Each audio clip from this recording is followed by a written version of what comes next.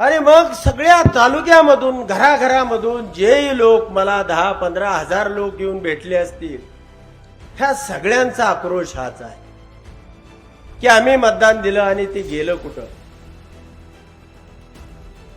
आणि मग याला मार्ग काय, तर हे माडकरवाडी गाव, हे गाव सलग 3 दिवस येत होतं साहेब. आणि या गावाचं म्हणणं होतं की आम्हाला अन्न पाणी गोड लागत नाही, आम्हाला आजूबाजूच्या गावामध्ये तोंड दाखवाय जागा राहिली नाही. त्याला कारण असं होतं की 2019ची निवडणुकीमध्ये या तालुक्यामध्ये सर्वात जास्त मताधिक्य ज्या गावानं टक्केवारीमध्ये दिलं, 1043 एवढ्या मताचे लीड दिले. त्यावेळेला मोहिते पाटील आम्ही सोबत नव्हतो. आणि मग असं असताना की या पद्धतीची मतमोजणी झाली कशी,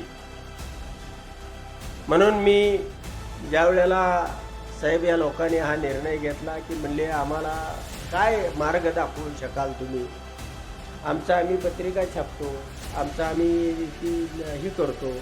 आणि मग त्यांनी बरेचशे मीडियाच्या लोकांनी बोलवलं की तुम्ही हे दाखवा.